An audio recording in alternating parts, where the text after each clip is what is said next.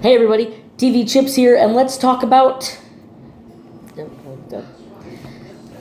turtles. Okay, so that didn't work. No more props. Turtles. See, turtles. Okay, all right.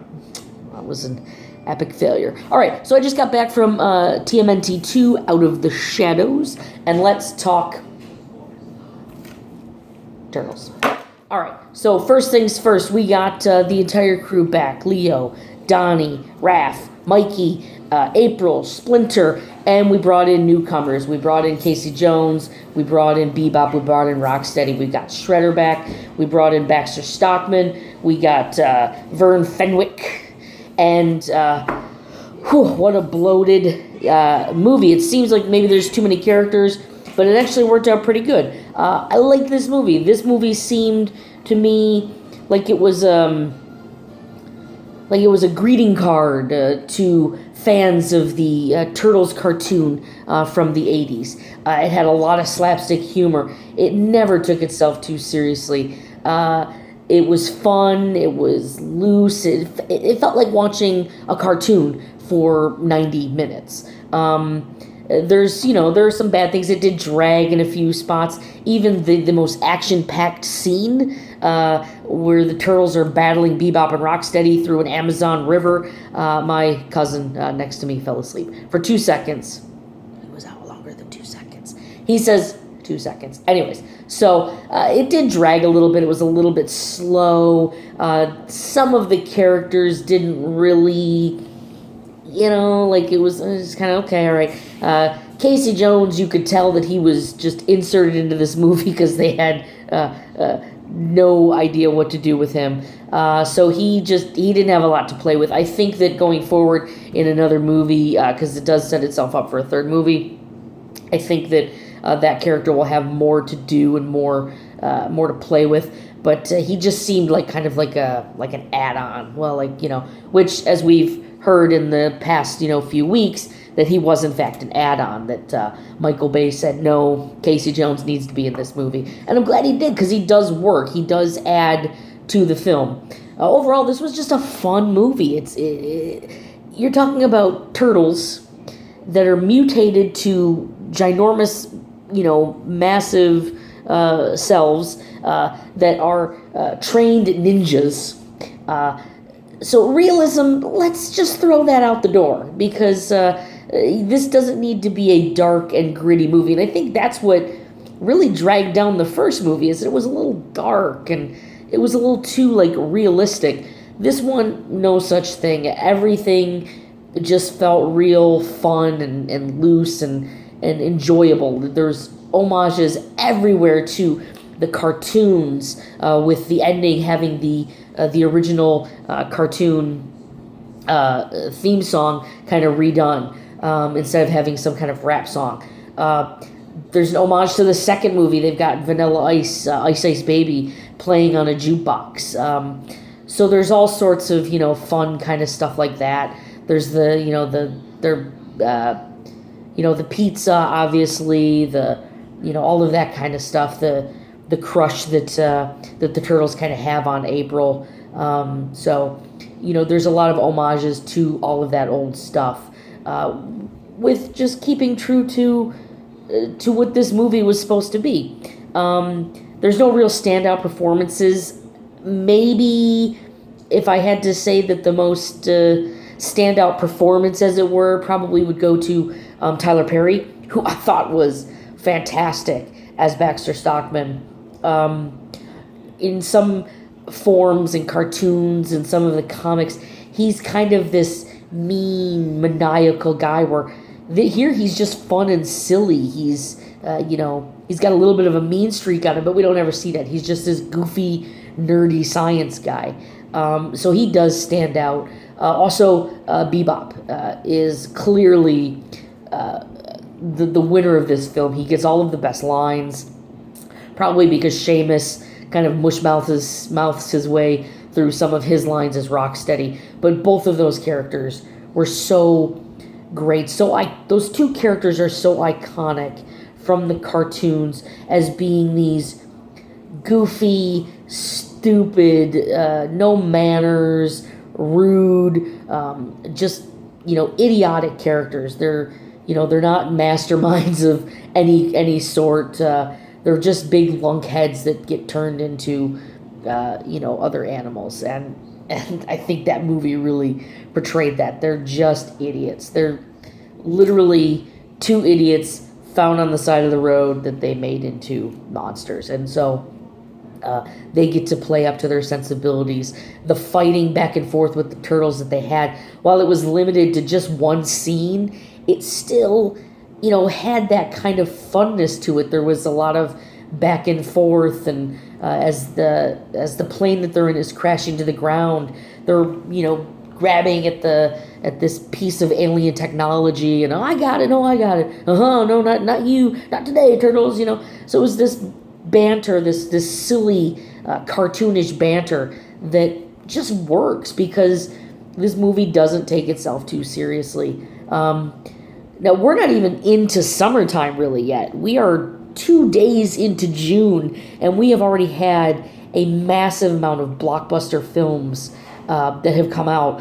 So it's probably good that Turtles came out when it did, because now it's getting its piece of the action, and as the summer goes on, it's going to get lost. This is a movie for kids, and this is a stacked summer for kids' movies. You got The Big Friendly Giant coming out in a few weeks. You got Finding Dory coming out in a few weeks. You got, the new Disney film with The Rock, the cartoon with The Rock, that comes out in like November or September. So backlogged into the later parts of the year, kid movies are going to stack and stack and stack. And as such, this is a movie that could slip and fall. So where it's placed right now, early on in the summertime, was probably a very good position for them. They'll probably make a ton of money this weekend, and I hope it has a little bit of staying power, because like I said, it was fun. As a fan of the original cartoon from the 90s, I just felt like the director of this film was like, you know what?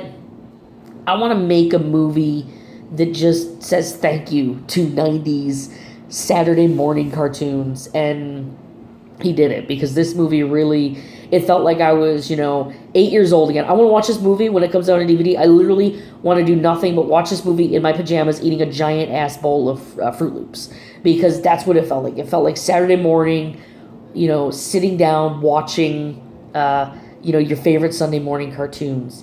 And that's what the Turtles is about. And so for me, this movie was a slam dunk. I definitely give it, 2 thumbs up, probably 3 stars. It's not the greatest film in the world. It's not going to win any awards. The acting is hokey. The lines are cheesy. But, it's supposed to be that way. They did such a good job of making it that way.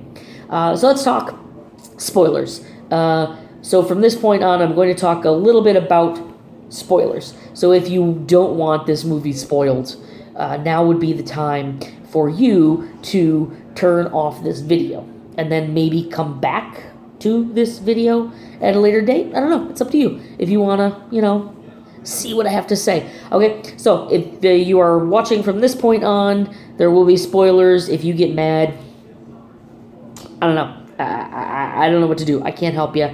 I clearly gave you warning. Okay, so spoilers. The one thing that I really, really liked about this movie, that is a big beef of mine with a lot of comic book movies, and I'm looking at you, Marvel. I'm looking right at you, Marvel comic films. Stop killing off your goddamn villains. Stop it. You got good villains sometimes. Okay, no, your villains suck. But stop killing them off anyways, all right? Don't do it. And DC, you too. Stop it. Stop it. Why would you kill off good villains? They make the stories go on. Shredder is this iconic villain against the Turtles. Krang, Bebop, Rocksteady, none of them die in this film. And that's great, because that means that they come back. In the next film, we're probably going to get more Baxter Stockman. Hopefully we get, maybe Fly Baxter Stockman. Oh, so hoping. Maybe we get a Leatherhead. Who knows? But the villains need to progress in these films. Just killing them off is just, it's too easy. If anything, this film is like, fuck you, we're not going to kill off our villains because they're iconic. They're what make these heroes heroes at the end of the day. So I like that none of the villains die. I thought the segment with Krang, it was real quick. It just kind of happened. Like, there was no, like, what's the plan, Krang? Are you going to destroy Earth? Are you going to destroy humans? Are you, what you got going on? So there's no real plan. There's no real plot. But as I'm saying this, and as I was saying this in my head earlier, and as I'm saying it now out loud, it's a movie about giant turtles that fight crime using their sweet ninja skills. So maybe a fully developed plot is a lot to ask for. I don't know. You tell me. But it just seemed like, okay, all right, well, he's just here to do this, he's just here to do that. The Bebop and Rocksteady thing was great because it was this, Shredder needs a mutant army. And so he creates his first two Slackies. So you get that. But, it developed it. I think the thing that bugs me about these films is, going into the first movie, you had William Fincher scheduled to play Shredder. And then everybody freaked out because he wasn't Asian, and oh my God, you're whitewashing these classic characters. Watch the damn story before you judge. So they had to, go in, and I think the movie suffered because then they had to go back and they had to fix things, and he's not Shredder, but he is the main bad guy, but he's not Shredder, and he's kind of, he's pulling the strings, but he's not Shredder, but he's totally, he's the worst of the worst, but he's not Shredder. What's the point? So he's not even in this movie. So now we're losing a world-class actor because you bowed to pressure. And on one hand, I get it. You Shredder's an Asian character. He should probably be Asian. But who's to say what they were doing with the storyline of the character? So this quick judgment and this, all this kind of stuff, like, let the story play out. I would have liked to have seen William Fincher as Shredder to see what he brings to the table and what they do with it. I'm sure there was a plan all along. So they replaced him with this super old dude who played Shredder, and then in this movie he's young by the miraculous miracles of life. He is a young Shredder. We get a new Shredder. But replacing William Fincher on the good actor side of things, we got Laura Linney, who plays a great police detective type, head of special opera. Who, I don't know, she's a cop, whatever. So she's real good. The Turtles, they battled with, in the beginning, they battled with kind of themselves and leadership, and here they kind of had to become a team. They're kind of battling their own little demons. So these little battles, we're not, the one thing we didn't really see was, I don't like Leo because he's too hard-headed, and I don't like Raph because he's too hard-headed. They had their own little internal struggles, but it wasn't Raph versus Leo, again, for the 800th time in a Turtle project. Like, enough already. We've seen it. Yes, Raph and Leo, they don't always get along. So, but you do see some inner turtle struggle, but the characters themselves are really good. Mikey is a standout, very funny, just as funny as he was in the first one. They give him a lot of lines to plow through, and he does a very good job. The actors who play Raphael and Donatello, again, they do a really good job. We got the original character. So the gentleman who originally played Leonardo in the first film, his voice was dubbed over by Johnny Knoxville, as you may know, later on in the process. They actually got rid of Johnny Knoxville. They let him do the voice. Again, he agreed to come back and play the Leonardo again. And so they rewarded him by letting his real voice play as Shredder, which I think is super cool. And Tony Shalhoub is back as Master Splinter. And the Turtles saved the day. So New York is safe because the Turtles exist. So that's it. That's my review of the Teenage Mutant Ninja Turtles. It was a good movie. It's not not a great film. It's not a great, thing, but it's a fun hour and a half. If you want to go and relive your childhood and have fun watching a silly movie that just feels like you're 8 years old again, this is the film that you're going to want to watch. It appeals to adults because it's got that that era of remembrance, and it appeals to kids. The kids that were in the theater were loving it. Like I said, I do like it. I think you should go see it. So that's my review of Teenage Mutant Ninja Turtles 2, Out of the Shadows. We got a lot of movies coming up this summer. We've got Independence Day. Like I said, we've got Finding Dory. We've got Jason Bourne. We've got Suicide Squad. We've got a bunch of films coming up. I'm going to try my best to do as many of these as possible. So if there is a film coming out that you would like me to review after it comes out to see what I think of it, let me know in the comments or hit me up on Twitter at TV Chips. That's the camera right there. So let's try the prop again. Right? Are you ready? Here we go. Teenage Mutant Ninja Turtle. Okay, no, that failed. All right. So goodbye.